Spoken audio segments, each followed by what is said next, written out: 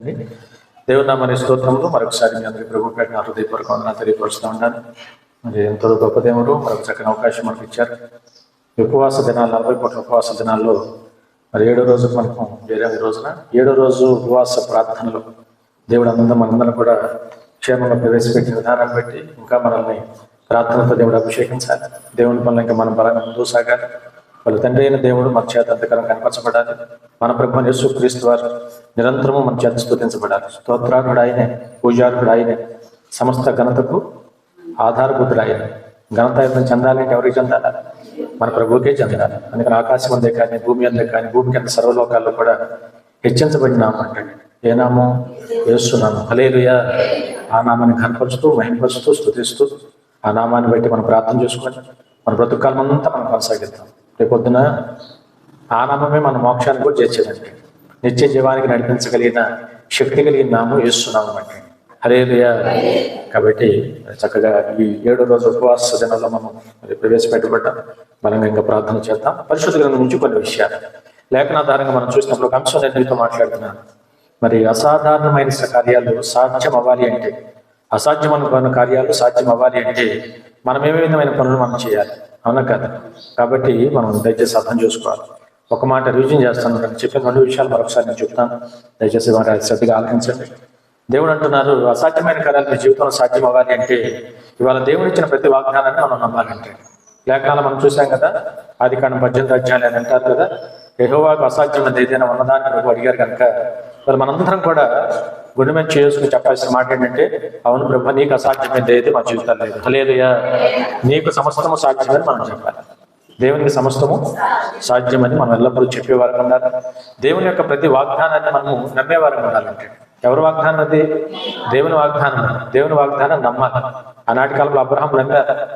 నిన్ను అనేకమైన జన్మలకు తండ్రిగా చేస్తాను అంటే నమ్మారు ఆయన. ఆ విధంగా వయస్సు మీద పడుతున్నా, శారా గర్భము మృతతల్యం అయిపోతున్నా అయినా ఆయన నమ్ముతానే ఉన్నాడు. నిరీక్షణకు ఆధారం లేని పరిస్థితుల్లో కూడా అబ్రహాము దేవుని మాటలు నమ్మారంట.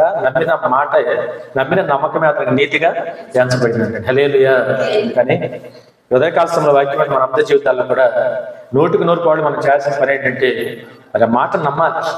వాగ్దానము దేవుడు చేశాడు, చేసిన దేవుడు నమ్మదగిన వాడు. ఆయన ఇచ్చిన మాటను మనం నమ్ముకోవాలి ఈరోజు. హల్లెలూయా. ఎంత నమ్మితే అంత ఆశీర్వాదం. అబ్రహాం నమ్మారు, కార్యం పొందారు. అసాధ్యమైన కార్యం కూడా పొందారు. ఇంపాసిబుల్ కానీ పాసిబుల్ అయ్యింది. మృతతుల్య వైపోయిన గర్భంలో నుంచి దేవుడు ఆశ్చర్యకరంగా జీవం పంపించి అద్భుతకరంగా దేవుడు గొప్ప కార్యం చేశాడు. హల్లెలూయా. దేవునికి అసాధ్యం ఏమని చెప్పండి. యెహెజ్కేలు గ్రంథంలో మరి 37వ అధ్యాయంలో ఒక రోజున యెహెజ్కేలుకి దర్శనం దేవుడు చూపించాడు. ఆయన అంటున్నారు, నన్ను దేవుడు ఒక రోజున దర్శనంలో ఒక పెద్ద లోయ దగ్గర నన్ను తీసుకువెళ్ళి ఏం కనపడుతున్నాయి నన్ను అడిగాను. నేను వెంటనే చెప్పిన మాట ఏంటంటే, ఎండిపోయిన ఎముకలన్నీ కూడా గుట్టలుగా కనపడుతున్నాయి అని నేను దేవుడితో చెప్పాను. చెప్తే దేవుడు అన్నారు, వాటన్నిటినీ తిరిగి నేను లేపబోతున్నాను అని ఆయన చెప్పారు. ఎలా సాధ్యమయ్యా నేను అన్నాను. నువ్వు లేపు అని దేవుడు నాతో చెప్పారు. నాకెలా సాధ్యం అంటున్నావు? నేను నిమిత్తమవుతుంటే నేనేం చేయగలను వాటిని నేను ఆయనతో చెప్పాను. అప్పుడు ఆయన అన్నారు, నేను అద్భుతం చేయబోతున్నాను, నువ్వు పలుకు. నువ్వేం చేయాలా? నువ్వు పలుకు. నువ్వు నేను చెప్పే మాటను నమ్మి నేను చెప్పినట్టుగా నువ్వు పలకటమే.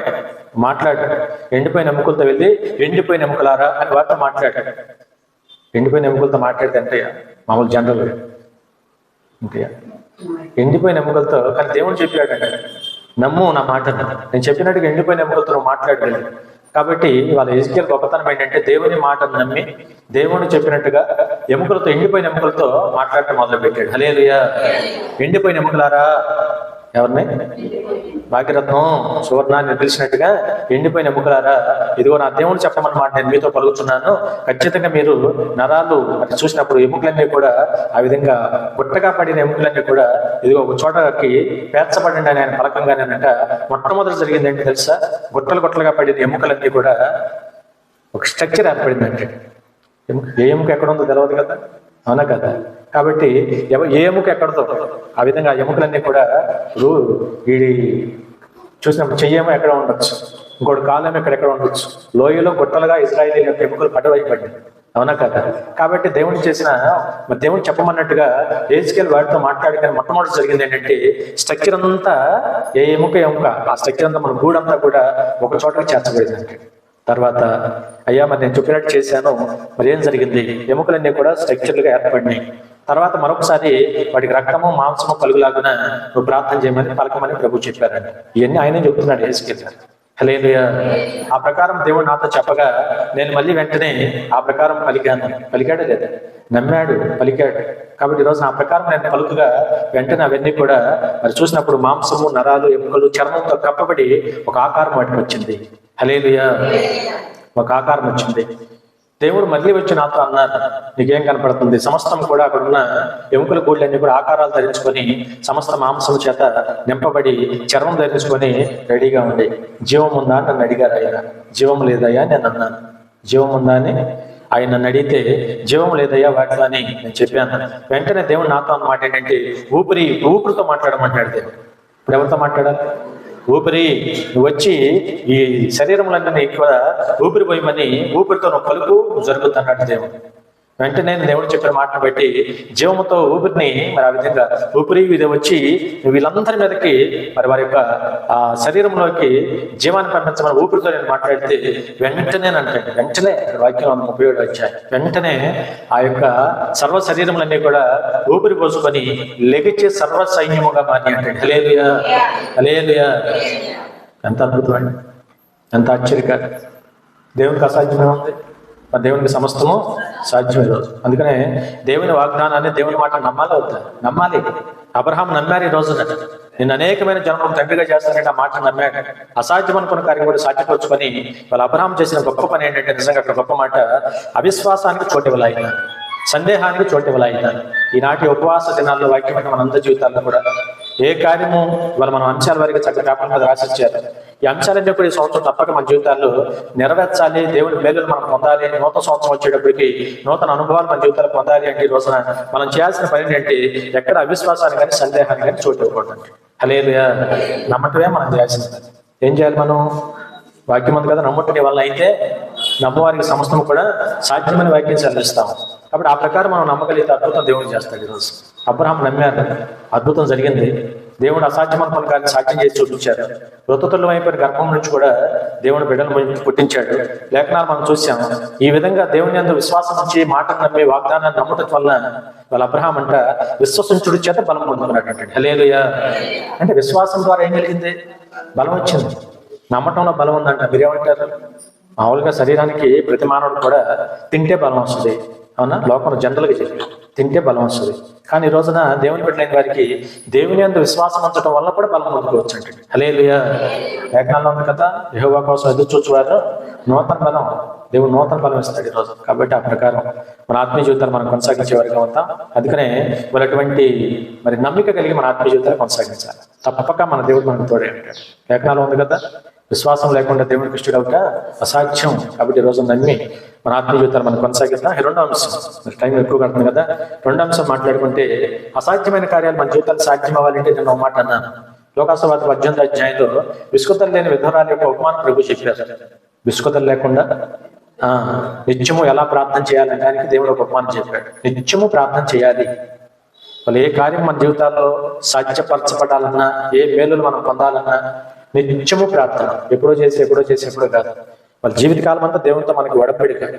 వాళ్ళ దేవుని మనం నమ్ముతున్నామంటే ఈ 40 దినాలు ఎక్కువ చేసుకోమన్నాం, కానీ జీవితకాలం ఎప్పుడు ప్రార్థన చేయాలి. ప్రతిరోజు మనం దేవునితో సహవాసం కలిగి ఉండాలి. ప్రతిరోజు దేవుని అయితే మనం మోకరించాలి. ప్రతి నాలుగా దేవుని తప్పక స్తుతించాలి. జీవితకాలం అంతా ప్రతిరోజు ఆయనతో మనం మాట్లాడుకోవాలి. ప్రార్థన అంటే మాట్లాడుకోవటమే కదా, వాక్యం అంటే ఆయన మనతో మాట్లాడుతున్నారు. ప్రార్థన అంటే మనం దేవునితో మాట్లాడుకోవటం. హల్లెలూయా. కాబట్టి ఈ రోజున ఆనాడు ప్రభు చెప్పాడు నిత్యము ప్రార్థన చేయాలంటాడు. నిత్యము ఏం చేయాలి? ఇవాళ అందుకని దానికి చక్కని ఉపమానం ప్రభు చెప్పి ఒక విసుగుదలని విధరాలి మరి ఉపమానాన్ని ప్రభు మన ముందు పెట్టాడు. దాంట్లో మనకు తెలుసు ఆమెకు సమస్య ఉంది. ఆ సమస్య నిమిత్తం నా ఊరి అధికారి దగ్గరికి వెళ్ళింది. అతనేమో అధికారి మనస్తత్వం ఎలా ఉంది అంటే వాడు దేవునికి భయపడిన వాడు, మనుషులను లెక్క చేయని వాడు. దేవునికేమో మనుషులనేమో, ఈ దేవునికే భయపడేవాడు మనుషులను లెక్క చేస్తాడు.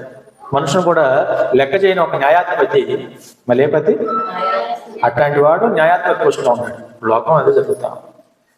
కనీస బిహేవియర్ లేనివారు, కనీసం న్యాయం లేనివారు న్యాయస్థానాల మీద కూర్చుంటూ ఉంటారు. న్యాయం లేనివారు న్యాయస్థానాల పీఠాల మీద కూర్చుంటారు. ఇక నేను లోతుకి వెళ్ళగానే వాళ్ళు అటువంటి వాడే ఉన్నాడు అక్కడ కూడా చూస్తే. కానీ ఆమె చేసిన పని ఏంటో తెలుసా? చాలా గొప్ప విషయం. ఆమె అతని యుద్ధ కంట అన్యాయస్తులైన న్యాయాధిపతికి దగ్గరికి తరచుగా ఒక అంశం కోసం వస్తా ఉందంటే ఎలా వస్తుంది చెప్పండి? తరచుగా ఆ 3వ అధ్యాయం 3వ వచనంలో ఆమె అతని యొద్దకు తరచుగా వచ్చి నా ప్రతివాదికి నాకును న్యాయం తెచ్చమని అడుగుతూ వస్తూ ఉంటాడు. హల్లెలూయా. ఇలా వాక్యం మన జీవితాలు ఒక మాట చెప్తాను. వాళ్ళ అసాధ్యమైన కార్యాలు మన జీవితాలు కూడా సాధ్యపరచబడాలి అంటే, ఈ ఉపవాస దినాలు అనేకమైన కార్యాలు ఫలాలు మనం పొందాలి అంటే మనం కూడా ఏం చేయాలంటే తరచుగా దేవుని దగ్గరికి వెళ్ళాలి. ఎప్పుడు వెళ్ళాలి? తరచుగా అంటే మాటికి రోజులు ఇంకెక్కువ సార్, గతం కంటే ఎక్కువ సార్, గతం కంటే ఎక్కువ సమయం దేవుని తరచుగా. లోకంలో ఏదన్నా హాస్పిటల్కి వెళ్తే డాక్టర్ గారు అంటారు నీళ్లు బాగా తాగండి, తరచుగా తాగండి, దాకా తాగండి అని చెబుతాడు. ఎప్పుడో పొద్దున్న దాకా సాయంత్రం దాకా కాదు. వాళ్ళ మరి గమనించాలి. లోకంలో ఇప్పుడు యవనస్తులైన వాళ్ళ బాగా బాధ అయిపోయింది. ఎవరిని ప్రాబ్లం అని నీళ్ళే తాగాలి, ఎట్లా కుదురుతుంది? తాగాలి. అదే ఫలం, అదే జాగ్రత్త. కిడ్నీలు ఎఫెక్ట్ అయిపోతుంది, ఇబ్బందులు వస్తాయి. తరచుగా ఏం తాగాలి?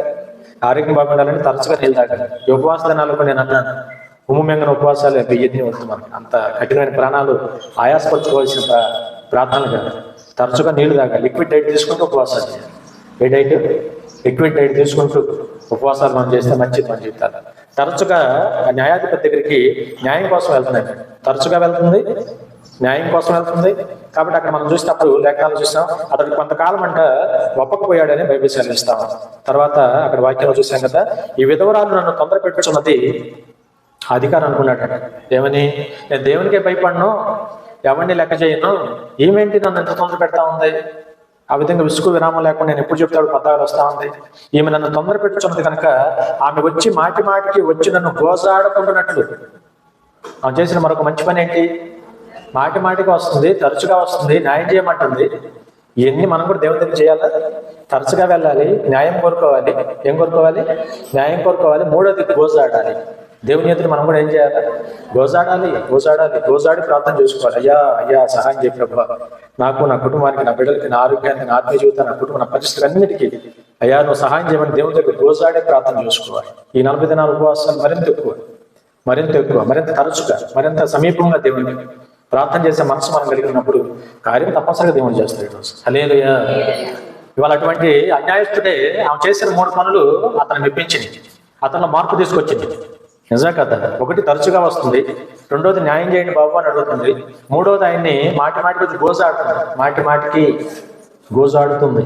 మనం కూడా అవకాశం ఉంటే ఉపవాసాలకు వేరే పనులన్నీ అడ్జస్ట్ చేసుకొని ఇంకోసారి అదనంగా ప్రార్థన చేద్దాం దేవుడి దగ్గర. తప్పేమో మాటికి ఏమనుకోరు ఆయన. పట్టాలని డిస్టర్బ్ చేస్తాడు అంటాడు దేవుడు. ఇజ్రాయెల్ దేవుడు కొనుక్కోడు, నిద్రపోడు. నైట్ ఏమైనా మేలుకు వచ్చింది ఉపవాసనాలు వేసి మళ్ళీ చిన్న ప్రార్థన, మాటికి వెళ్ళి దేవుని దగ్గరికి. ఏమనుకోరు ఆయన, ఆయనకేం డిస్టర్బెన్స్ లేదు. తప్పక దేవుడు సహాయం చేస్తాడు ఈరోజు. హల్లెలూయా. కాబట్టి ఈ ప్రకారం ఆ మధ్య కూడా చేసింది కనుక చివరికి అతను మారాడే లేదు. ఆయన అనుకున్నాడు ఏమో మాటికి వచ్చి నన్ను గోజాడుకుంటున్నట్టు తొందరగా ఏమో కార్యం చేసి పంపిస్తే పోతే. అంటే ఏమాత్రం లెక్కలేని వాడు చివరికి ఏమనుకున్నాడు? త్వరగా కార్యం నేను ఈమెకి చేయాలి అన్నాడు. ఆమెకు న్యాయము తీర్చునని తనలో తాను అనుకున్నాడు. న్యాయము, అందుకని ప్రభు ఉపమానం అంతా చెప్పి అన్యాయస్తులైన ఆ న్యాయాధిపతి మరి ఆ విధంగా చెప్పిన మాట వినండి.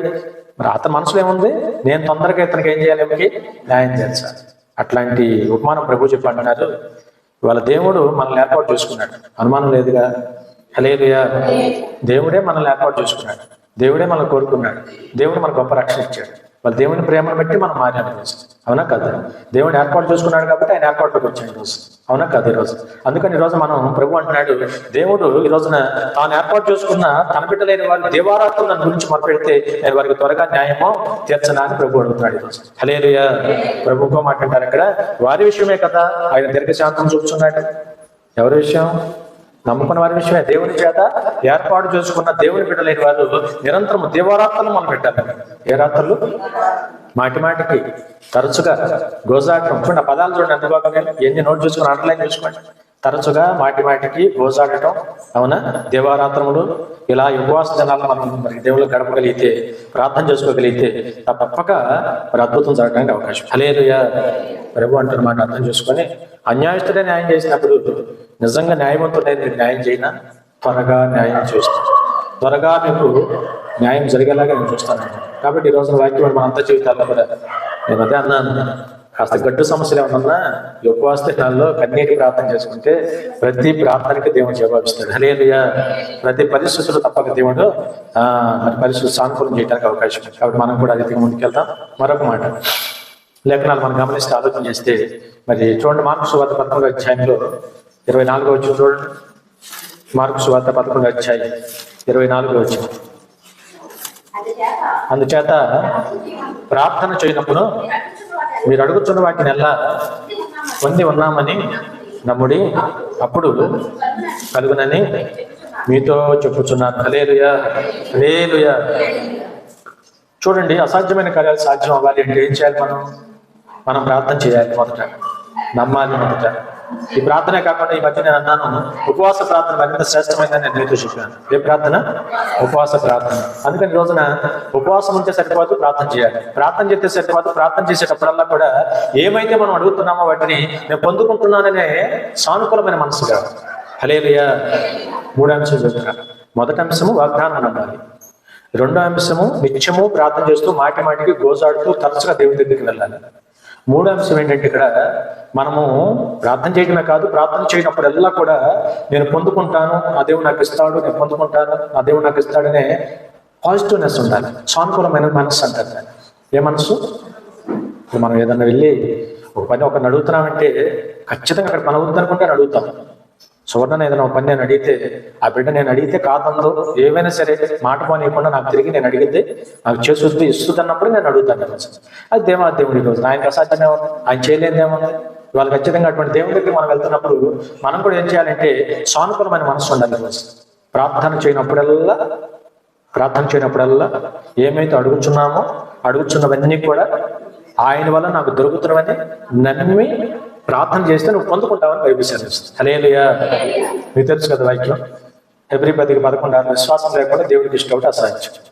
దేవుని వద్దకు వచ్చే ప్రతివాడు కూడా ఆయన ఉన్నాడని రావాలి, నేను అడుగుతున్న ప్రతిదీ కూడా తప్పక ఆయన నాకు దయచేస్తాడని నమ్మవలేను కదా అని బైబిల్ సెలవిస్తాం. హల్లెలూయా. ఎంత గొప్ప దేవుడు అండి. విశ్వాసమే ప్రధానం కదా. చూడండి, అన్ని లింకు కదా. ఏదన్నా సాధించాలి అంటే కొన్నిసార్లు ఉపవాసం ఉండాలి. ఉపవాసం ఉంటే సరిపోదు, ప్రార్థన చేయాలి. ప్రార్థన అయితే సరిపోదు, నమ్మొచ్చు ఉండాలి. కార్యం చేస్తాడని ముందు నమ్మకంతో చేయాలి. ఏదో వచ్చినట్టుగా 4 మాటలు ఏదో నోట్లో పెట్టి ముక్కలు పెట్టేసి ఏదో మాట్లాడేసి అమ్మాయినా వెళ్ళిపోతే కాదు. ఖచ్చితంగా ఇది చేయి ప్రభు, జరిగించునైనా అని నమ్మటం అన్నమాట. నమ్మి ఆ ప్రకారం దేవుని అడగటం, గోజాటం అంటారు దాన్ని. తప్పక చేయాలి ఆయన ఈ సహాయం, కార్యం జరిగించు ప్రభు, నా బిడ్డల విషయంలో జరిగించయ్యా, ఈ కార్యం జరిగించు ప్రభు, ఈ గడ్డు సమస్యను జడిపించు ప్రభు అని ఈ ఉపవాస దినాల్లో ప్రత్యేకంగా మనం మొరపెట్టుకోవాలి. మొరపెడుతున్న ప్రతిసారి నమ్మాలి ఖచ్చితంగా. అందుకని రోజున దేవుని ఎదురుకు వస్తున్నాం మనం. చెప్పండి, ఎవరి దగ్గరికి వస్తున్నాం? దేవుని ఎదురుకు వస్తున్నాం. వచ్చేవారం ఏమని వస్తున్నాం? ఉన్నాడనే వస్తున్నాం. ఉన్నాడా లేదా ఆయన? మన దేవుని ఊరిని. అందుకని అన్నాను, ప్రార్థన చేయడానికి మనం కూర్చున్నప్పుడల్లా కూడా మనం ఏకాంతంగా ఆయనతో మనం మాట్లాడుతున్నప్పుడు ఆయన నా ఎదుట ఉన్నాడు, నా మనం వింటున్నాడు అన్న ఫీలింగ్ లో మనం ప్రార్థన చేయాలి. హల్లెలూయా. ఏదో వచ్చాను, దేవాలయంలో వచ్చాను, లేదా నా ఇంట్లో నేను కూర్చొని తలుపేసుకుని ప్రార్థన చేస్తున్నాను, ఏదో 4 గోడల మధ్య ఏదో చేశానని కాదు. నా ఎదుట నా ప్రభు ఉన్నారు, ఉన్నవాడు దేవుడు ఉన్నాడనే వచ్చాం. దేవుని కోసమే వచ్చాం. టైం వేస్ట్ చేయడానికి ఒక కాలక్షేపంగా మనం రాలా. ప్రార్థనలో మనం కూర్చుంటామంటే సమయం తీసుకొని ఆ ప్రార్థన చేసినప్పుడు కూడా ఆయన ఉన్నాడనే మనం నమ్మి కూర్చుంటాం. హల్లెలూయా. వాళ్ళ నమ్మకం నిజం. అదే అన్న సానుకూలమైన మనసు. మన నమ్మకాన్ని బట్టి కార్యం. ఇందాక వాక్యంలో అబ్రహాము చూసాం కదా, నిరీక్షణకు ఆధారం లేని కూడా వాగ్దానం నమ్మాడు. నమ్మిన నమ్మకమే అతనికి నీతిగా. నమ్మకం ప్రధానమే. ఏది ప్రధానం? నమ్మటం ప్రధానం. అందుకని ప్రభు అంటారు, ప్రార్థన చేయనప్పుడల్లా కూడా వేటినైతే మీరు అడుగుచున్నారో వాటిని పొంది ఉన్నామని నమ్ముడి, అప్పుడు అవి మీకు ఆయన వల్ల కలుగునని మీతో నిశ్చయంగా చెప్పుచున్నాను. హల్లెలూయా. ఆ కోణంలో ప్రార్థన చేద్దాం. ప్రార్థన చేసామంటే పట్టు బిగించాలి. యాకోబు పట్టు బిగించాడు. నైట్ తెల్లవారుజాము టైం అయిపోతుందని వదలమని చెప్పిన పట్టు గట్టిగా పట్టుకొని మరి తొడగూటి మీద కొట్టినా కూడా, తొడగూడు జారిపోయినా కూడా దేవుని పాదాలు ఇచ్చిపెట్టలేదు. హల్లెలూయా. అట్లాంటి పట్టుదల కలిగిన ప్రార్థన మన జీవితాలు కావాలి. అట్లాంటి పట్టుదల కలిగి ఖచ్చితంగా సాధించాలి. చివరికి దేవుడే అన్నాడు అక్కడ చక్కని మాట, నువ్వు మనుషులతోనూ దేవునితో కూడా పోరాడి గెలిచావు నాయన. మనుషులతోనూ దేవునితో కూడా పోరాటం ఉండాలా. ఊరినే ప్రార్థన ఊరినే చేస్తే సరిపోదు. పోరాటం ఇది ఖచ్చితంగా ఆత్మీయ ఆరాటం. ఖచ్చితంగా నేను సాధించాలి. నేను అడుగుతున్నా ఆయన దగ్గర పొందుకో. నువ్వు ఇచ్చేది అక్కడ పలానా చాటు దొరుకుతున్నప్పుడు వదిలిపెడతావేంటి? హల్లెలూయా. పలానా చాట ఏంటది? దొరుకుద్ది, అక్కడ ఖచ్చితంగా లభించొచ్చు అన్నప్పుడు ఎవడు వదిలిపెడతాడు? వదిలిపెట్టకూడదు. అదే విశ్వాసం. ఆ పట్టు బిగించి మనం దేవుని దగ్గర ఉపవాస దినాలు బలంగా ప్రార్థన చేసుకోవాలి. తప్పక దేవుడు నమ్ముతాడు. అందుకని నాకు చెప్పాను కదా, ఖచ్చితంగా ఇస్తూ ఉన్నాడని నేను అడుగుతున్న తప్పనిసరిగా అయినా దయచేస్తాడు. నమ్మి ఆ పనులు మనం ముందుకెళ్ళాలి. అందుకని నమ్మకం చాలా ప్రధానమైనది. నమ్మి ప్రార్థన చేయండి. మరి కొన్ని సందర్భాల్లో కొన్ని విషయాల్లో కొంతమంది ఎలా ఉంటుందంటే ఉపవాసాలు ఉంటారు, కడుపు మార్చుకుంటారు, నిష్ఠగా ఉంటారు, నియమంగా ఉంటారు, జాగ్రత్తగా ఉంటారు, ప్రార్థన చేస్తాను ఉంటారు బాగానే. కానీ కార్యం చేస్తాడని నమ్మకం, కార్యం చేస్తాడని లోకాసు అపోస్తల కార్యం 12వ అధ్యాయం ఒక స్టోరీ చెప్తాను మీకు. ఇట్లా చెప్పంగానే అంటే మీకు అర్థమైపోయింది. అపోస్తల కార్యం 12వ అధ్యాయము 11వ వచనం. 12వ అధ్యాయము 5వ వచనం. పేతురు బాగా ఆలోచించాలి. పేతురు ఎక్కడ ఉంచబడ్డాడు? చెరసాల్లో ఉంచబడ్డాడు. సంఘం అయితే అతని కొరకు అత్యాసక్తితో దేవునికి ప్రార్థన చేయొచ్చుండేది. హల్లెలూయా. రెండు బాగానే ఉన్నాయి. తమ సేవకుడైన పేతురు గారు చెరసాల్లో పడ్డాడు. సువార్త ప్రకటిస్తున్నప్పుడు అన్యాయంగా తీసుకొని చెరసాల్లో వేశారు. అంతవరకు ఆ కష్టాన్ని బట్టి సంఘం అయితే ఎవరైతే ఇంకెవరు బయట ఎవడు పట్టించుకుంటాడు మనల్ని? అందుకే అన్నాను, మన సహవాసం ఎప్పుడు ఎవరితో ఉండాలా? దేవునితోనూ, దేవుని యొక్క సేవకుడితోనూ, దేవుని సంఘంతోనే మన సహవాసం ఉండాలి. కష్టం ఇరుకోకుండా వస్తే పరిగెత్తుకొని వచ్చేది సహాయం చేసే దేవుడు, పరిగెత్తుకొచ్చే సేవకుడు, పరిగెత్తుకొచ్చే సంఘమే మనకు కావాలి రోజు. హల్లెలూయా. కష్ట నష్టాల్లో పరిగెత్తుకొచ్చేవారు మనకు కావాలి. సంఘం అయితే, నువ్వు సంఘం అయితే ఆ మాట అండర్లైన్ చేసుకోవాలి. సంఘం అయితే ఖచ్చితంగా నువ్వు కష్టం కోసం పరిగెత్తుకు వస్తావు. ఆ నిజంగా ఆనాడు సంఘం గొప్పది. పేతురు గారు చెరసాల్లో పడితే మన పాస్టర్ గారిని చెరసాల్లో పడ్డారు. బాబు మన పని మనమేం చేస్తాం సేవని చెట్టుకోకూడదు, పుట్టుకోకూడదు, పారిపోవాలి. గతంలో యేసు ప్రభు శిష్యులుగా 12 మంది పారిపోయిన సందర్భాలు ఉన్నాయి. గొర్రెలు కాపులు కొట్టబడాలి, గొర్రెలు చెదిరిపోతాయన్న మాట ప్రకారంగా వాగ్దానము, దేవుని చిత్తము ఆనాటి అంత ఆత్మశక్తి వారికి లేకో, ప్రార్థనా బలం లేకో, లోతైన అనుభవం లేకో పారిపోయిన సందర్భాలు లేఖనాల్లో చూచాం. కానీ ఈ రోజున పేతురు గారి దగ్గర ఉన్న సంఘం కూడా, పేతురు గారు నిలబడటం గొప్ప విషయం అయితే పేతురు గారి దగ్గర ఉన్న సంఘం కూడా పారిపోయే బ్యాచ్ కాదు ఇది. హల్లెలూయా. భయపడే బ్యాచ్ కాదు ఇది. అటు ఇటు చెదిరిపోయే బ్యాచ్ కాదు ఇది. పట్టుదల కలిగి తమ సేవకుడు విడిపించమని, సేవకుడు చెరసాల రప్పించమని సంఘమంతా కలిసి, సంఘంలో ఉన్న బిడ్డలంతా కలిసి మామూలు కాదండి అత్యాసక్తి కలిగి దేవునికి ప్రార్థన చేశారు. హల్లెలూయా. ఉపవాస దినాలు దయచేసి మనకు మనవి చేయడం, అత్యాసక్తి కలిగి మనం ప్రార్థన చేయాలి. మూడు ఏదో వచ్చాను కూర్చున్నాను అయిపోయిందని కాదు. నిద్రమొద్దు పరధ్యానంతో చేయకూడదు ప్రార్థన. మనం ఆయనతో మాట్లాడతాం, ఆయన పిలుస్తున్నాం. ప్రభువా, నీ ఎదుటికి నేను వచ్చాను, నీ సన్నిధికి నేను వచ్చాను ప్రభువా, నీకు నేను మొరపెట్టుకోవడానికి వచ్చాను అని దేవునికి మనం ప్రార్థన మొదలు పెడతాం కదా. సర్వశక్తిమంతుడా, సర్వాధికారి నాయన నువ్వు రా ప్రభువా, నా ప్రార్థన ఆలకించమని పిలుస్తాం కదా. పిలిచిన తర్వాత ఆయన అన్ని రెడీ చేసుకుని ప్రార్థన చేస్తాడని ఆయన వచ్చి కూర్చున్న తర్వాత మనం పరధ్యానంలోకి వెళ్ళి, వేరే ఆలోచనకి వెళ్ళి, నిద్రమొత్తులోకి వెళ్ళామనుకోండి, ఆయన ఏం చేయాలి? వచ్చి పిలిచావు రమ్మని, ప్రభువును పిలిచావు రమ్మని, ప్రభు తన దూతను పంపించాడు నీ ప్రార్థన వినమని. కొన్నేళ్ళ కోసం దూతను పంపలా?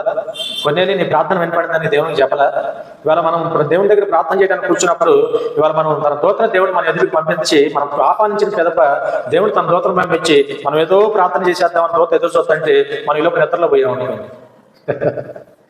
దూత సరే వాళ్ళు లేచిందా కూర్చుంటాను అని కూర్చుంటాడా? ఎప్పుడు నిద్రపోవాలా? నిద్రపోయే టైంలో నిద్రపోవాలి, ప్రార్థన చేసే టైంలో ప్రార్థన చేయాలి. అన్నం తింటే ఎప్పుడు నిద్రపోయా? టీవీ చూస్తే ఎప్పుడు నిద్రపోయా? ఇంకేదైనా ముఖ్యమైన పని చేస్తే ఎప్పుడు నిద్రపోయా? వాహనం తోలుతా నిద్రపోతే, ఇంకేదైనా పని చేస్తే నిద్రపోతే, పొయ్యి మీద కూరేసి నిద్రపోతే ఆ క్షణమే తిప్పుతానే పొయ్యి కాడు. ఎప్పుడైనా ఆ పనుల దగ్గర నిద్రపోతావా? ప్రార్థన దగ్గర నిద్రపోవచ్చు. గమనించండి సహజ సోదరుగా.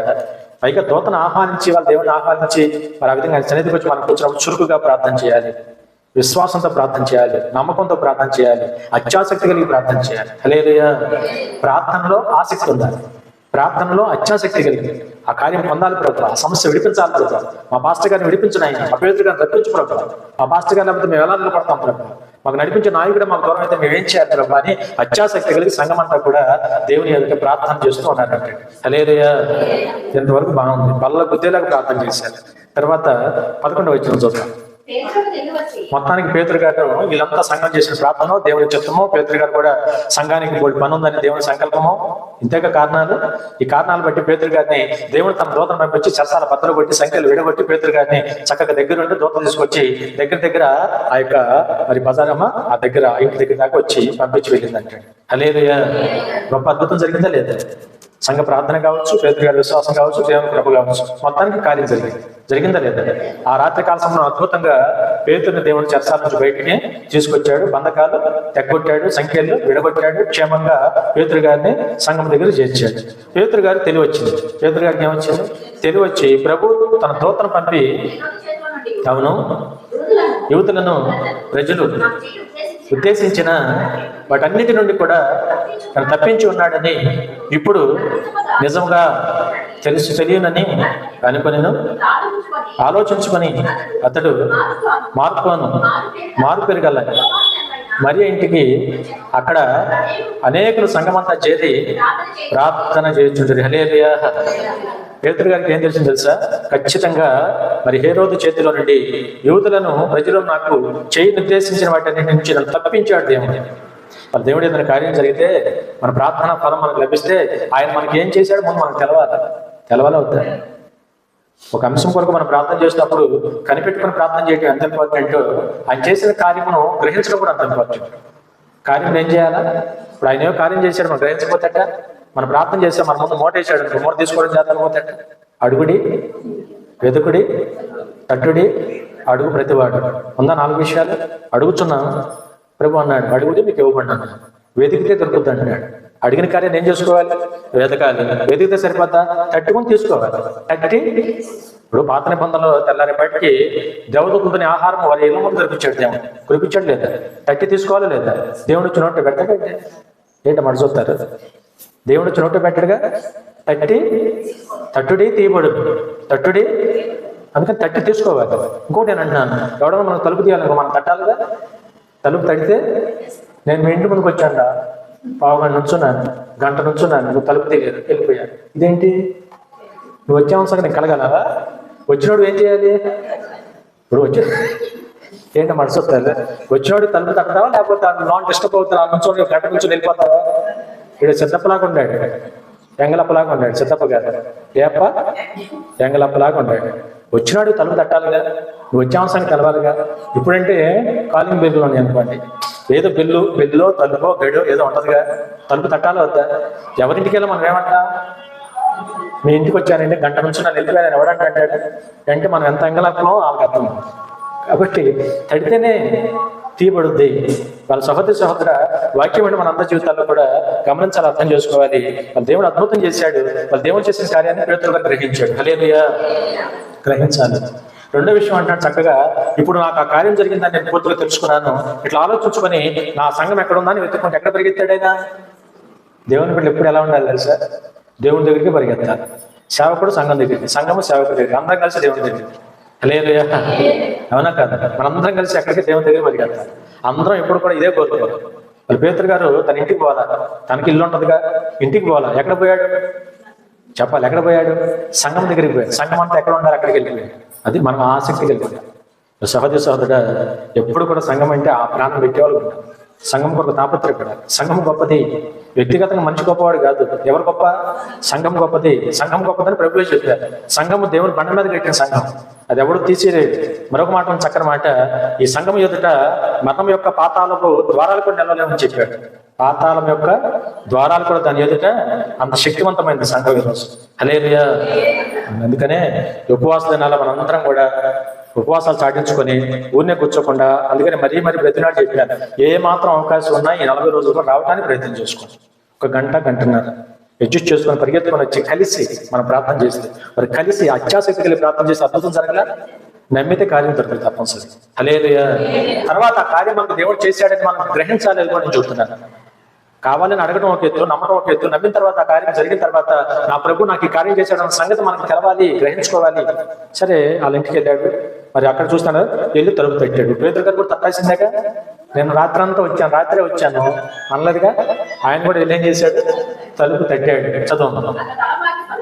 తట్టుచుండగా ఒక చిన్నది ఆలకించుటకు వచ్చెను. ఆమె పేతురు స్వరమును గుర్తుపట్టి సంతోషం చేత తలుపు తీయక లోపలికి పరిగెత్తుకొని పోయి పేతురు నిల్చున్నాడని హల్లెలూయా. ఎంత గొప్ప మాట అండి. మొత్తానికి లోనంతా మనవాళ్ళంతా మంచి ప్రార్థనలో ఉండారు. తలుపు తట్టిన సంగతి కూడా ఎవరికి వినపట్లా. తలుపు తడతాం ఒకసారి వినపడతాం మనకు కూడా. తలుపు తడతాను ఉన్నట్టు పేతురు గారు ఎవరికి కనపడలా. ఆ గుంపులో ఉన్న మరి సంఘంలో ఉన్న రోజు ఎవరు చిన్నదంట దానికి వినపడింది స్వరం. తలుపు ఎవరో తడుతున్నాడు, దగ్గరికి వెళ్తే స్వరం కూడా వినపడుతుంది. నేను పేతురుని వచ్చాను, పాస్టర్ గారిని వచ్చాను, పాస్టర్ గారిని వచ్చాను, పాస్టర్ గారు వచ్చాడు, పాస్టర్ గారి కోసం ప్రార్థన చేస్తా కానీ పాస్టర్ గారు వస్తే మాత్రం తలుపు తీయదు. హల్లెలూయా. రోజేను చిన్నదంట పేతురు స్వరము గుర్తుపెట్టి ఈ మాట అండర్లైన్ చేయండి. ప్రభు అన్నారు యోహాను సువార్త 10వ అధ్యాయంలో, నా గొర్రెలైతే నా స్వరం అంటే. నా గొర్రెలైతే వాళ్ళ దేవుని స్వరం మనకు తెలవాలో అవుతుంది. ఇప్పుడు నేను ఎక్కడైనా మాట్లాడాను, ఫోన్లో మాట్లాడాను, నా మాట నాకు గుర్తేనా? మీరందరూ ఎవరు మాట్లాడి మీ మాట నాకు గుర్తేనా? ఇప్పుడు నేను సువర్ణ భాగ్యరత్నం మాట్లాడిన అనుకో, నేను గ్రహించలేదా? నేను సువర్ణ నేను భాగ్యరత్నం మాట్లాడింది అనుకో, భాగ్యరత్నం వాయిస్ ఏంటో సువర్ణ వాయిస్ ఏంటో నాకు తెలుసుగా. నేను పాస్టర్ గారు, నేను మా పాస్టర్ గారు మాట్లాడింది అనుకో, ఇదే పాస్టర్ గారు మాట్లాడతా, సుధమ మాట్లాడతా, నేను పాస్టర్ గారు అంటే ఏంటంటే గ్రహిస్తా లేదా? హల్లెలూయా. స్వరము తెలుసుదా లేదా? అందుకని ప్రభు అన్నారు, నా గొర్రెలైతే నా స్వరం వెంటి, నా స్వరం వాడికి గుర్తుపడతాయి అన్నట్టు. వింటం వేరు, గుర్తుపట్టడం వేరు. వాళ్ళ ఖచ్చితంగా మన ప్రభువుని యేసుక్రీస్తు స్వరాన్ని మనం గుర్తుపట్టాలి. ఆయన మనతో మాట్లాడడం వినాలి, మనం గ్రహించాలి, గుర్తుపట్టాలి. ఆయన మరి స్వరం విని మన హృదయమైన తలుపులు తెరవాలి. హల్లెలూయా. ప్రభు అన్నారు, హృదయమైన తలుపులు తెస్తే వచ్చి మీతో కలిసి భోజనం చేస్తానంటాడు. ప్రకటన గ్రంథంలో మనం చూసాం. సరే, ఇక్కడ చూసినప్పుడు మనం చూస్తే మరి ఆ చిన్నది స్వరం విందంట, వెంటనే సంతోషం వచ్చేసింది. ఏంటో సంతోషం తెలుసా? పేతురు తాతయ్య ఇచ్చేసాడు. వీళ్ళంతా లోన ఏడ్చి ప్రార్థన చేస్తారు కదా, ఆ ప్రార్థనకి జవాబు వచ్చేసింది. పేతురు తాతయ్య వచ్చాడు. తలుపు తీయకుండా గొప్ప సంతోషంతో లోన పరిగెత్తున్నాడు. తలుపు తీయకుండా 2 కారణాలు. ఒకటి, సంతోషమైన వార్త చెప్పాలని కంగారు అయ్యవచ్చు. గబుక్కున మన ఇంటికి చంద్రబాబు నాయుడు గారు రాళ్లే ఒకవేళ వస్తే మనకి అసలు ఆగుంది ఖాళీ చేయి. ఇదే చంద్రబాబు నాయుడు మా ఇంటికి వచ్చి తలుపు తెచ్చాడు, స్వరం పడింది, నేను చంద్రబాబు నాయుడు వచ్చాను, బయట తలుపు తెచ్చాను మీకు. ఇలా మనకి ఏం చేయాలో అర్థం కాదు. గొప్పలు పరిగెత్తుకెళ్ళి ఆమె పిలిచి ఆడాడు. ఒకటి నేను ఒకటి ఆ తొందరపాటులో సంతోషం. రెండోది, ఆ పైగేడ అన్ని ఉండదు. దీని పెద్ద చిత్రం ఏం లేదు. పైగేడ చిన్నది కదా, పైగేడ అన్ని ఉండదు. మొత్తానికి బయట పేతురు గారు వచ్చిన మాత్రం నమ్మిందాడు. హల్లెలూయా. సరే, ఈ సంగతి అంతా తీసుకెళ్ళి అక్కడ సంఘంతో చెప్పింది, ఉన్నవారందరితో చెప్పింది. పేతురు తలుపు దగ్గర నిల్చున్నాడని వారందరికీ తెలిపింది. కిందకు వస్తే మాట, అక్కడ ఉన్న ప్రార్థనా పనులంతా కూడా పిచ్చిదాని అన్నారు. ఏమన్నారు? పిచ్చిదానికి ఏమన్నారు? తాను చెప్పినది నిజమని ఆమె దృఢముగా చెప్పినప్పుడు వారు అతను దూత. హల్లెలూయా. అందుకని చెప్పదలుచుకున్న మాట ఏంటంటే నమ్మలేకపోయారు నేను అందుకనే చాలాసార్లు మనకు కూడా ఈ మాట హెచ్చరిక. ప్రార్థన ఎంత ఆసక్తిగా మనం చేస్తున్నామో, ఉపవాసం ఎలా ఉంటున్నామో, దేవుని ఎదుటికి ఎలా వెళ్తున్నామో, ఎలా నమ్ముతున్నామో, ఎలా ప్రార్థన చేస్తున్నామో, వీటన్నిటికన్నా ముఖ్యం ఏంటంటే ఆయన తప్పక మనకు కార్యం జరిగిస్తాడని నమ్మాలి. మన జీవితాల్లో రోజు మన ఎదుట కనపడుతున్న కార్యాన్ని మనం నమ్మాలి, ఒప్పుకోవాలి రోజు. అందుకని ప్రార్థన అయితే అత్యాసక్తిగా వారు చేయగలిగారు, కానీ వచ్చిన కార్యాన్ని వారు నమ్మలేకపోయారు, కార్యాన్ని గుర్తుపట్టలేకపోయారు, గ్రహించలేకపోయారు. అందుకని ప్రభు అన్నారు, వినటు మటుకు మీరు వింటున్నారు కానీ గ్రహించట్లేదు. ప్రభు కోపడ్డారు. ఒకసారి గ్రహింపు కావాలి. ఈ ఉపవాస దినాల్లో సహజ సహోదరు మన జీవితాల్లో మనం అలా మాట్లాడుకొని జాగ్రత్త పడాలి. ఇప్పుడు ఎవరు పిచ్చోడు అండి? రోదాన్ని చిన్నదాన్ని పెట్టుకొని నువ్వు పిచ్చిదాని అన్నారు. ఇంకొక 2 నిమిషాలు తెలిపోయింది ఎవరు పిచ్చోడు, తలుపు తిత్తే తెలియపోద్దిగా ఎవరు పిచ్చోడు, ఎవరు మంచోడు. కాబట్టి ఈ మాటలు బట్టి నేను ఏం చెప్పదలుచుకున్నాను, ఇందాక వాక్యంలో 11 అధ్యాయాలు చూసా మార్క్స్ వార్త. మీరు ప్రార్థన చేయనప్పుడల్లా కూడా వేటినైతే అడుగుతున్నారు అవి మీకు దొరికినవని నమ్మాలి. వాళ్ళు ఇది అడిగారు, వచ్చింది కార్యము, దేవుడు మేలు చేశాడు, పేతురుని పంపించాడు, నమ్మలేకపోయారు. నమ్మకపోతే అట్లా నమ్మటిని వల్ల అయితేనే నమ్మాలి, సమస్తము సాధ్యం. సరే, మొత్తానికి ఈ వాదోపవాదాలు పక్కన పెడతాం. మొత్తానికి ఎవరు తప్పు తీశారు? మొత్తం పేతురు గారు దానికి వచ్చాడు. అద్భుతం, ఆశ్చర్యపోయారు అంతా. అందుకని ఈ రోజున మనం ఏమైతే అడుగుతాం, అందుకని దాకన్నా అసాధ్యమైన కార్యాలు సాధ్యపడాలంటే సానుకూలమైన మనసు మాట్లాడాలి. ఏ మనసు ఉండాలి? నా ప్రభు నాకు చేస్తా, పాజిటివ్ మనసు అంటారు. ఏ మనసు ఉండాలి? పాజిటివ్ మనసు. వాళ్ళు ప్రార్థన చేశారు, నా పాజిటివ్ మనసు లేదుగా. పాజిటివ్ మనసు ఉంటే చిన్న చెప్పే మాట నమ్మేవాళ్ళుగా. తలుపు తడుతున్నా వినపడలేదు, పేతురు కేకలేసినా వినపడలేదు, చిన్నదానికి వినపడి అది చెప్తే మనం నమ్మలేకపోయారు గొప్పన. కాబట్టి ఈరోజు సహోదర సోదర, మనం ప్రార్థన చేసే ప్రతి అంశం కూడా ఆయన చేస్తారని నమ్మి విశ్వాసం చేస్తూ చూడాలండి. హల్లెలూయా. కిందకు వస్తే అక్కడే పేతురు ఇంకను వారు తలుపు తీసి అతన్ని విభ్రాంతి ఎందుకు ఎంతమంది అంటే వీళ్ళ నమ్మకం ఎంత గట్టిగా ఉందో తెలుసా? ఏం నమ్మారు వీళ్ళు? ప్రార్థన అయితే విడిపించమని అత్యాశతో చేశాం కానీ వస్తాడా పెడతాడా? వాళ్ళ క్రైస్తవ సమాజాలు కొంతమంది అదే డ్యాన్స్. ఎట్టి పరిస్థితులు ప్రభు నా యజమాని సంవత్సరం గ్యారెంటీ మారాలి మారాలి మారాలి మారాలి. అరగంట పైన ప్రార్థన చేసి వస్తాం. కింద వెళ్ళేటప్పుడు దారిలో ఇంటికి వెళ్ళినాక ఈడ మారేది, ఈ మారేనా సత్యానా ఈ బంధం. ఒకవేళ ఎక్కడన్నా కొంచెం మార్పు వచ్చి అతను మారాలన్నా నువ్వు ఆ మారేదని వీళ్ళేదంటారు. ఆ టైప్ అన్నమాట. ఒకవేళ ఆడేదాన్ని నీ ప్రార్థన ఫలితమో దేవుని కృపను బట్టో నువ్వు ఎన్ని సంవత్సరాలు దేవుని దగ్గరికి వెళ్తున్నా ఉపవాస దినాలు బట్టి ఏదైనా కొంచెం మారి ఈ మధ్య కొంచెం వేస్తున్నాను నాకు విశ్వాసం ఉంది, ఈసారి నేను రావాలనుకున్నాను చెప్పి నీ మొహం వస్తావు నువ్వు అని వీళ్ళు ఎదురు తిట్టేటట్టుండి. అందుకని వాళ్ళ చాలా జాగ్రత్తగా ఉండద్దు. వాళ్ళ వాక్యం ఉన్న మన జీవితాల్లో ఉపవాస దినాల్లో సహోదరుగా ఖచ్చితంగా విభ్రాంతిని అందకూడదు, విశ్వాసం తెలుసు చూడాలి. నేను మారేమని వాళ్ళు చెప్తే నువ్వు షాక్ తినకూడదు. ఆ మార్పు కోసంగా నేను ప్రార్థన చేస్తాను అని చెప్పాలంటే. హల్లెలూయా. నాకు తెలిసి నోటికి వాళ్ళు చాలా మంది షాక్ తినే బ్యాచే ఉండాలి. విశ్వాసంతో నమ్మే బ్యాచ్ తక్కువైపోతున్నారు. కాబట్టి సోదర విభ్రాంతి పొందారు. ఏ భ్రాంతి పొందినా వాస్తవమే. విభ్రాంతి పొందినా వాళ్ళు ఆశ్చర్యపడి ఏ పొందినా దేవుడు ఒక అద్భుతం చేసేసాడు ఆల్రెడీ. హల్లెలూయా. కింద అతడు పేతురు గారు అంటున్నాడు ఊరకుండుడని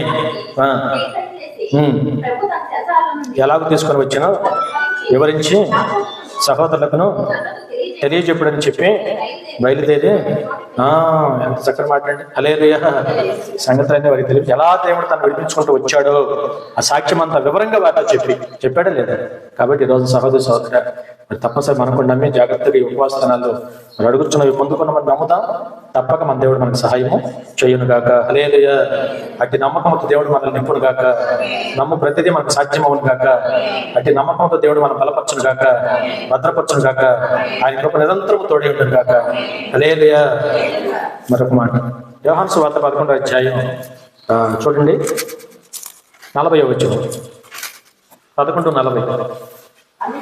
అందుకు యేసు నమ్మిన ఎడల దేవుని మహిమను చూతువని నేను నీతో చెప్పలేదా అని మార్తతో అంటున్నాడు. తెలుసు మీకు 11వ అధ్యాయం ఏం జరిగింది యోహాను సువార్త. మార్త మరియు వాళ్ళ తమ్ముడు లాజరు. మార్త మరియు వాళ్ళ తమ్ముడు లాజరు ఆ ఇంటిని దేవుడు ఎంతో ప్రేమించారు. వారు కూడా ప్రభుని ఎంతో ప్రేమించారు. ప్రభుని అవకాశం ఉన్నప్పుడల్లా ఇంటికి వారు ఆహ్వానిస్తూ ఉంటారు. ప్రభు కూడా ఆ ఇంటికి రావడానికి ఎప్పుడు ఆసక్తి కలిగి ఉన్నారు. పరిచర్య విషయంలో కానీ, వారి ఆతిథ్య విషయంలో కానీ. మరి తప్పనిసరిగా యేసు క్రీస్తు లేఖనాలు చూసా కానీ ప్రభు ఆ ఇంటిని ఎంతో ప్రేమించారని బైబిల్ చదివిస్తాం.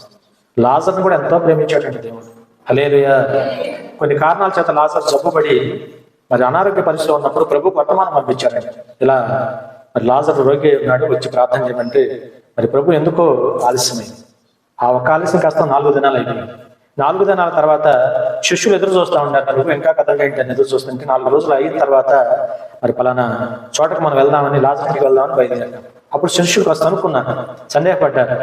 ఇంకా అసలు ఏం జరిగి ఉంటుంది అక్కడ, ఇప్పుడు ఈయన బయలుదేరాడని అనుమానించారు, సందేహించారు. నేను చాలాసార్లు మీతో అన్నాను, వాళ్ళ ప్రభు యొక్క ఏర్పాట్లు అసాధ్యమైన కార్యాలు సాధ్యపడాలి అంటే ఏమంటారు, సందేహానికి కానీ అవిశ్వాసానికి చోటు ఇవ్వకూడదు. సందేహపడకూడదు, సందేహపడితే కార్యం జరగదు. కాబట్టి వాళ్ళు మనం చూసాం, వాళ్ళు సందేహపడి ఏదో చూస్తే మీరు రండి నాతో పాటు అని ఆయన తీసుకొచ్చారు. సరే, మీకు తెలుసు మార్త మరియు ఏడుస్తున్నారు, బాధపడుతున్నారు. ప్రభు తన శిష్యులతో వస్తున్నాడన్న సంగతి మార్తకు తెలిసినప్పుడు మార్త ఊరి నుంచి మరి ఆ విధంగా ఊరి గవినికి వెళ్ళిపోయి, మొదట్లోకి వెళ్ళిపోయి ప్రభు యేసుక్రీస్తు వారితో ఈ మాట చెబుతా ఉన్నాను, అయ్యా నీవు ఇక్కడ ఉండి నేడ నా సహోదరుడు సాగుకుండేవాడు, ఇప్పుడైనా అయిందేదో అయిపోయిందయ్యా, ఇప్పుడు వచ్చి ఇది చేసేది ఏమీ లేదు, ఇప్పటికి చనిపోయి 4 దినాలు అయిపోయింది, ఇప్పుడు ఏంచి మీరు వచ్చేసేది ఏమన్నా తిరిగి వెళ్ళిపోమని చెప్తాం. ప్రభువుకు సలహా ఇస్తాం. నేను చాలాసార్లు మీతో అన్నాను, దేవునికి సలహా ఇచ్చేంత గొప్పవారు మనం కాదు. ఒకటి, దేవుని యొక్క ఆలోచన దేవుని ప్రణాళిక చాలా గొప్పవి, అవి మనకు అర్థం కాదు. యెషయా గ్రంథంలో చక్కని మాట, ఆకాశానికి భూమి ఎంత దూరంగా ఉందో దేవుని ఆలోచనకి మన ఆలోచనకి అంత వ్యత్యాసం ఏంటంటే చెప్పండి. ఆకాశానికి భూమి ఎంత దూరంగా ఉందో దేవుని ఆలోచన మన ఆలోచన అంత వ్యత్యాసం, అంత దూరం. కాబట్టి వాళ్ళ నోటికి నూరు పళ్ళు మనము ఆయన ఏం చేసినా ఆయన చిత్త ప్రకారంగా ఖచ్చితంగా గొప్ప కార్యమే చేస్తాడని అన్నాను. హల్లెలూయా. మన ఆలోచనకి అందవు దేవుని కార్యాలు, గొప్ప కార్యాలు. అందుకని వాళ్ళు అన్నాను, ఏ కార్యం మనం పొందాలన్నా, అసాధ్యమైన కార్యాలు సాధ్యపడాలి అంటే సానుకూలమైన మనసు కావాలని చెప్పాను. ఏ మనసు కావాలి? ఇద్దరు అప్పచెల్లెలు మనం చూడండి, మార్త ఇలా చెప్తుంది, మరి ఏమో ఇంట్లో కూర్చొని ప్రభు యొక్క చిత్తం కొరకు ప్రార్థన చేస్తాం. సరే, ప్రభు మార్తతో అన్నారు, మార్త ఖచ్చితంగా నువ్వు నమ్మితే దేవుని మహిమను చూస్తావు, నేను కార్యం చేయబోతున్నాను, నేనుగా తండ్రి కార్యం చేయబోతున్నాడని ఆయన ముందుకే వచ్చారు, వెనక్కి వెళ్ళిపోయాడా? హల్లెలూయా. ఇప్పుడు ఆయన ముందుకు రావడానికి ఇష్టపడేవాడు కాబట్టి అక్కడ బయలుదేరాడు. శిష్యులు సందేహపడినా, మార్త లోతుగా నమ్మలేకపోయినా ఆయన ప్రయాణం ముందుకే తప్ప వెనక. ప్రభు ప్రయాణం ముందుకే తప్ప వెనక కాదు. సరే వచ్చారు.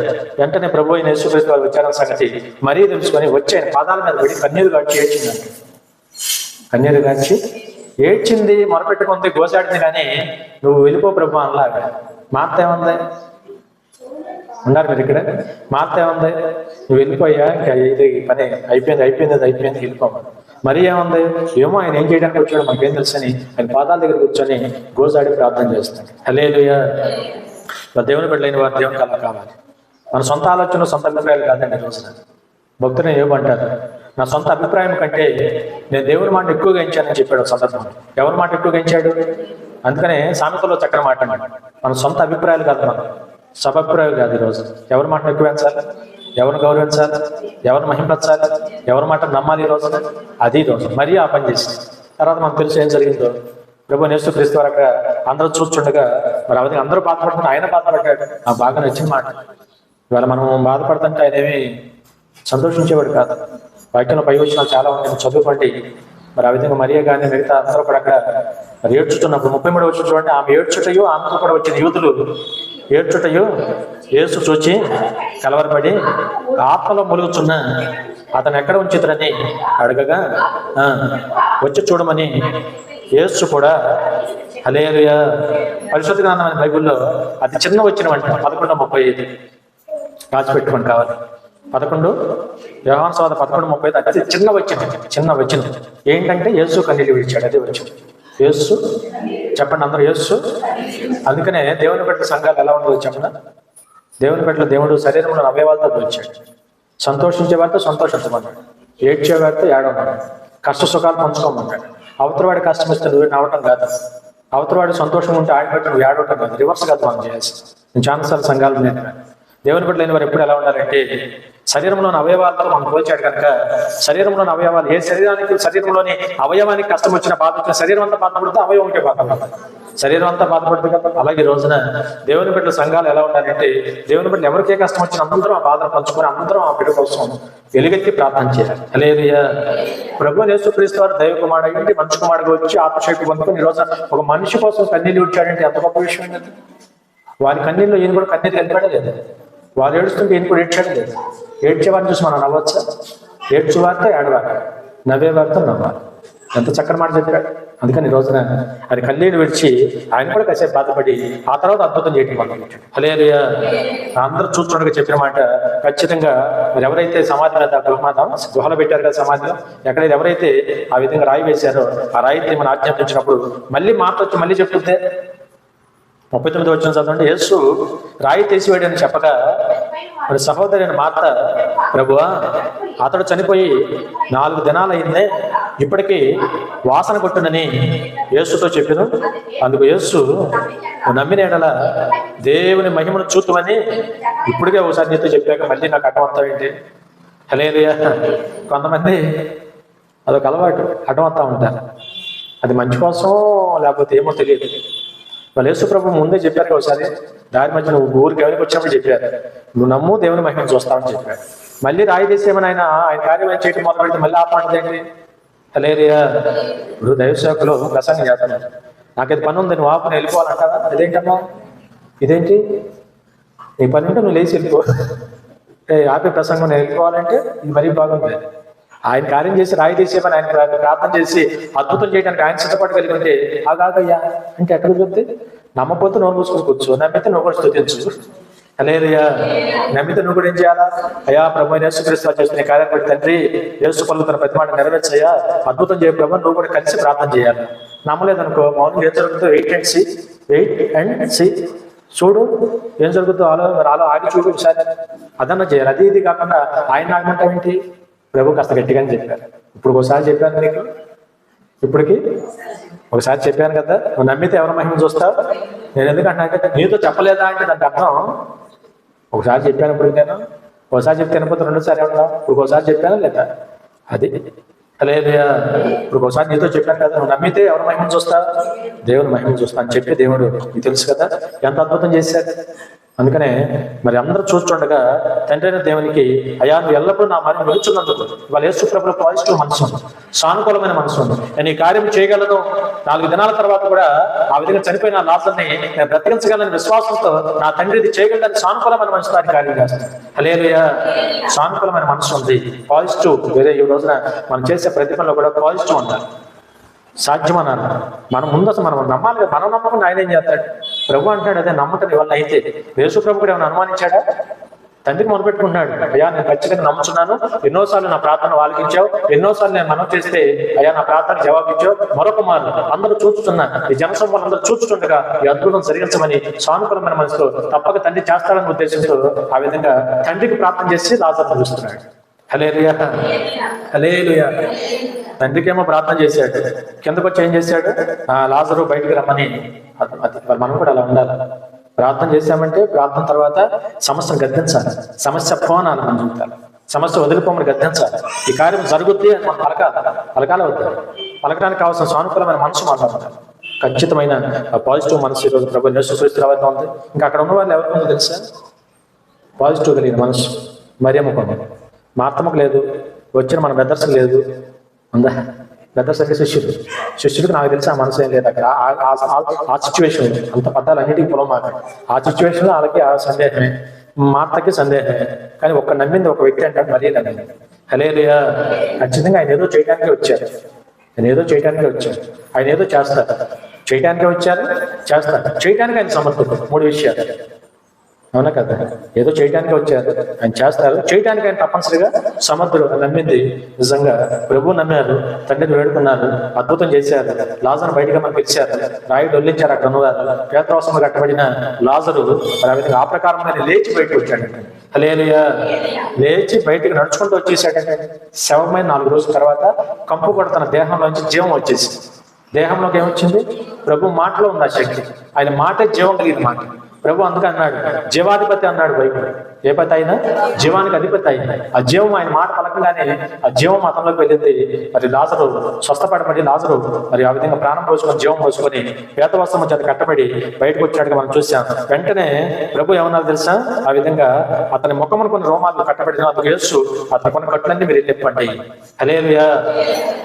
కట్లు కట్టింది ఇల్లాగా, రాయి అడ్డం పెట్టింది ఇల్లాగా. అడ్డం పెట్టిన రాయిని తీయమని వాళ్ళకి చెప్పాడు. కట్టిన కట్లు మీరే ఇవ్వమన్నాడు. కట్టిన కట్లు చెప్పాలి. కట్లు ఇప్పే దేవుడి రోజు, స్వస్థత ఇచ్చే దేవుడి రోజు మన జీవితాలు, తప్పక మేలు చేసే దేవుడి రోజు మన జీవితాలు. అద్భుతం చేశాడండి, అద్భుత కార్యమే జరిగింది. వాళ్ళ వాక్యం మన జీవితాల్లో కూడా మరి మనం కూడా ఇటువంటి సానుకూలమైన మనసు కలిగి చేస్తాడు. నమ్ముదాం వద్దాం. 3 విషయాలు చెప్పాను. ఒకటి, వాగ్దానాలు మనం నమ్మాలి. వాగ్దానం బట్టి దేవుని మాట కదా అబ్రహాము చేశారు ఆ పని. రెండోది, మరి నిత్యము దేవునికి ప్రార్థన చేసుకోవాలి, ఆ కార్యాలు సాధ్యపడాలి అంటే విసుగుదలిన వివరాలను చెప్పాను. మూడోది, నేను చూసాను ఈ రోజున సానుకూలమైన మనసు ఉండాలి. చేస్తాడు నా ప్రభు ఇది, అవును కదా? అందుకని ప్రార్థన చేసే ప్రతిసారి జాగ్రత్త కలిగి ఆ విధంగా నమ్మి ఆ ప్రభు మీద ఆధారపడే వారిగా ఉందా? తప్పక ప్రభు ఇప్పుడు చెప్పిన ప్రతి పని కూడా మన జీవితాల్లో తప్పక జరిగిస్తాడు సంవత్సరం. హల్లెలూయా. ఆ ప్రకారం మనం కూడా పాజిటివ్గా ఉందాం, నమ్మి ప్రార్థన చేద్దాం. ఖచ్చితంగా దేవుడు జరిగిస్తాడు. ప్రార్థన చేసుకుంటాం. తల వంచక చిన్న ప్రార్థన చేస్తాం.